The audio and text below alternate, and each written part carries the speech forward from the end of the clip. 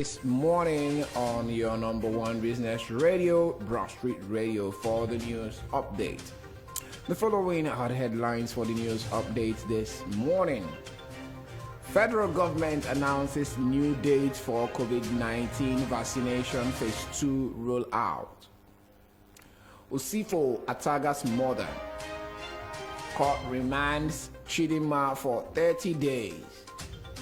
And in business, sell pressure. NGX resumes week with 126 billion naira loss. Court declares collection of VAT income tax by federal government unconstitutional. Lekki Toll Gate. Lagos gets state assembly approval for full takeover of LCC.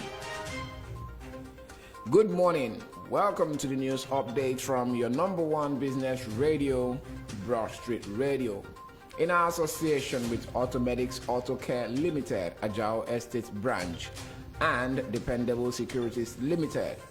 I am Atosi James Chuku, and here are the news in full.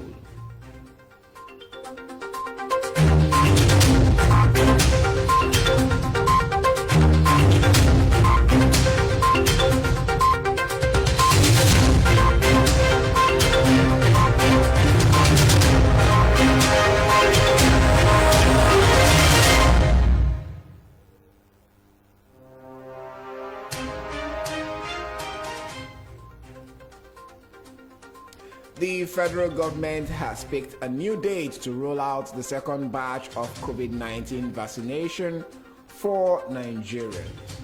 Speaking on Monday, the Minister of Information and Culture, Lai Mohammed, announced the new date as August 16, 2021. He made the disclosure while featuring on a TV program. On Sunday, the government had postponed the earlier announced kickoff date for the commencement of the second phase of COVID-19 vaccinations in the country. But on Monday, Mohammed gave further updates on the development, explaining that the date was postponed for purely administrative reasons. He added that contrary to belief in some quarters, the Moderna vaccines donated by the United States are totally safe and verified for use by NAFDAC. A Yaba Magistrates Court has remanded Chidinma Ojukwu, the suspected killer of the Chief Executive Officer, CEO of Super TV, Osifo Ataga, for 30 days. Police Counsel Cyril Ejiofor had prayed the court to remand both first defendant Ojukwu and second defendant Adedapo Quadri, pending the issuance of a Lagos State Directorate of Public Prosecutions DPP report on that matter. Director Office of the Public Defender OPD Dr. Babajide Martins, who observed that the prosecution failed to furnish him with the remand application, did not oppose Ejiofor's prayer on principle. Granting the prosecution's prayer, Chief Magistrate Adeola Adedayo remanded Ojukwu for 30 days following an application by the police. The Nigerian Army on Monday disclosed that terrorists loyal to Boko Haram and the Islamic State of West Africa Province, ISWAP, attempted to overrun Damboa in Borno State. Their attempt to attack the state, however, prevented the troops of the Nigerian Army, who repelled them with superior gunfire. According to a statement made available to Broadstreet Radio on Monday by the spokesman of the Army, Brigadier General Onyema Nwachukwu, troops of 25 Task Force Brigade Operation Hardin Kai confronted the terrorists and foiled the attack. Many of the terrorists sustained gunshot wounds during the fight, while unfortunately 2 vehicles belonging to the civilian Joint Task Force were razed by fire during the incident. The Niger State government on Monday confirmed the abduction of its Commissioner of Information, Mohammed Sani Idris. The Chief Press Secretary State Governor Sani Bello Noel Berger, released a statement on Monday. She noted that the commissioner was abducted at about 1 a.m. from his home at Baban Tunga village or in government area. Noel Berger further stated that the security agencies are on the trail of the assailants.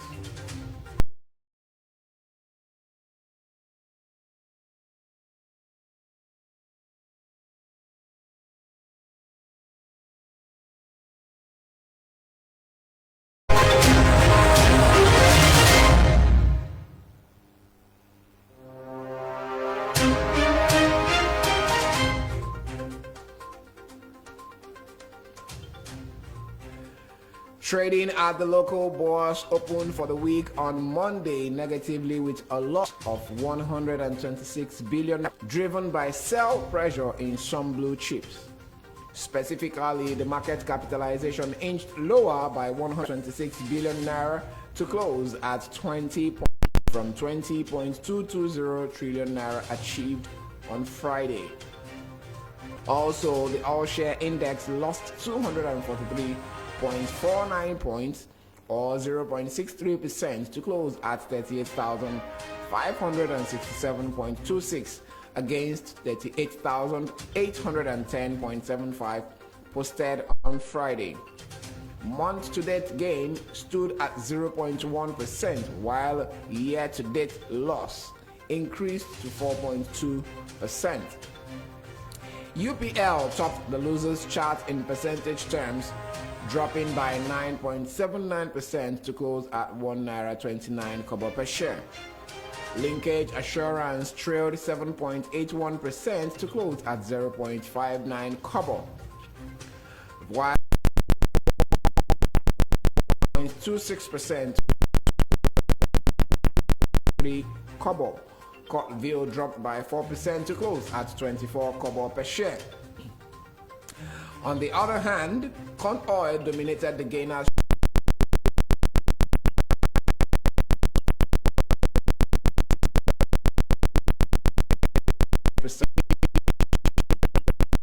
gained 9.18% to close at 3 naira 45 kobo per share.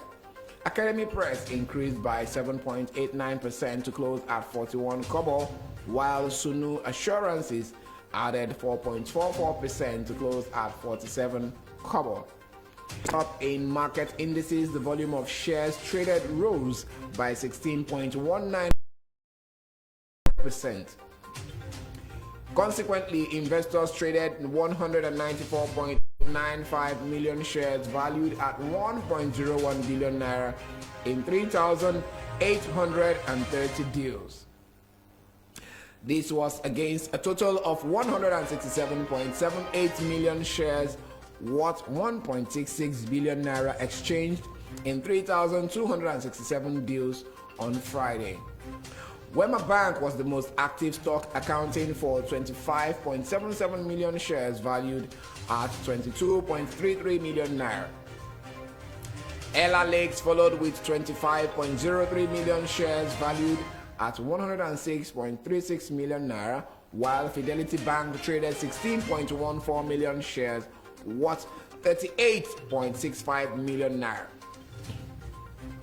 Consolidated Hallmark Insurance sold 12.46 million shares valued at 6.81 million naira, while FCMB Group traded 9.47 million shares worth 29.30 million naira.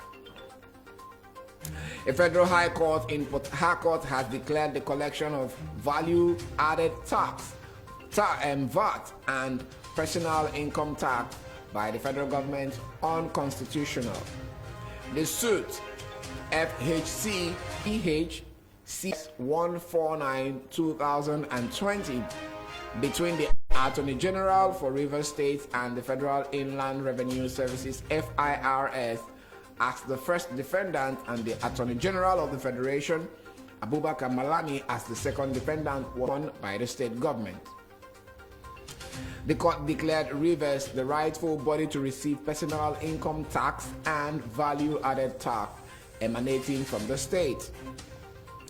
Presiding Judge Stephen Pam ruled that the federal government's constitutional powers do not include VAT collection, but those items in 8 and 59 of the exclusive legislative list.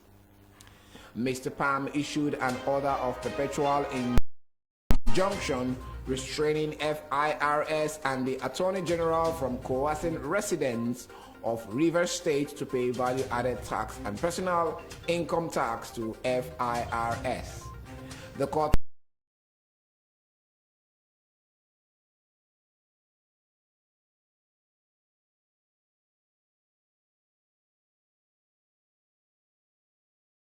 objections the defendants filed that hearing the case was not within the court's jurisdiction. The judge dismissed the defendant's plea for the case to be transferred to the Court of Appeal for interpretation. The Lagos House of Assembly has approved Governor Babajide Sanwo-Olu's request for the state to assume full ownership of the Lekki Concession Company LCC Limited, a privately owned company that administers the Lekki Tollgate. The House made the resolution to approve the governor's request sequel to the presentation of the Committee on Finance report during plenary session in Lagos on Monday. The House received Mr. Sanwo-Olu's request on June 21 and was committed to the Committee on Finance to further look into it and report its findings to the House. Rotimi Olowo Shemoluwan, the committee chairman, in his presentation said the state would become the subsisting shareholders of LCC with 75% shareholding and the Office of Public-Private Partnerships shareholding of 25% respectively.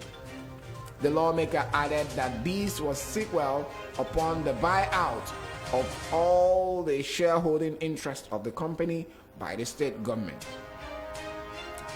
The Speaker of the House, Mudashiru Obasa, thereafter directed the acting clerk of the House, Olalekun Onofeko, to send a clean copy of the House resolution to the governor. The National Environmental Standards and Regulations Enforcement Agency, NESREA, has sued 12 airing industries in Kano for violation of environmental safety standards.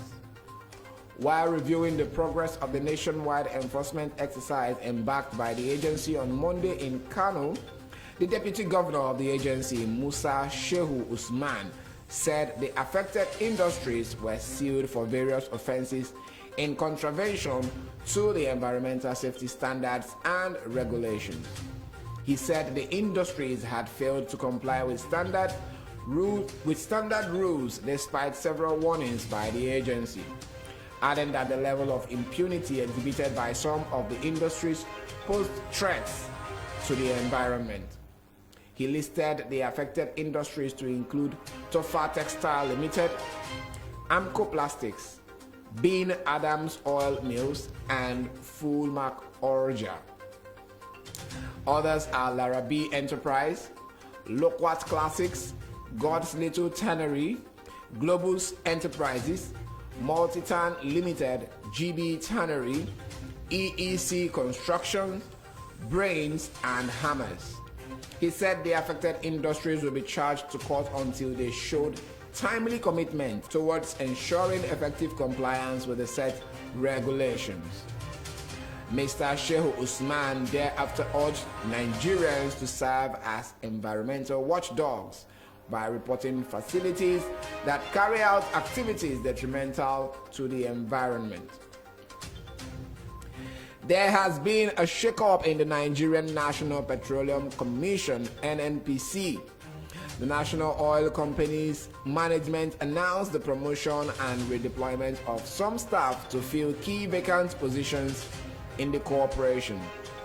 The NNPC made this known in a statement by spokesperson Kenny Obateru in Abuja on Monday.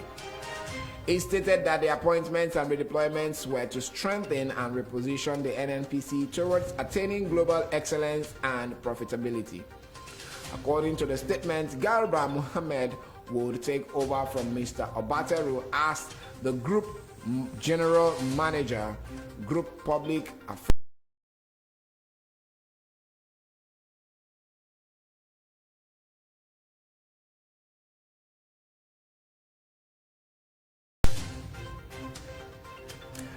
Federal government announces new date for COVID-19 vaccination phase 2 rollout. Usifo Ataga's mother court remands Chidinma for 30 days. And in business, sell pressure. NGX resumes week with 126 billion naira loss. Court declares collection of VAT income tax by federal government unconstitutional. Lekito gets state assembly approval for takeover of LCC. Enjoy the rest of the day.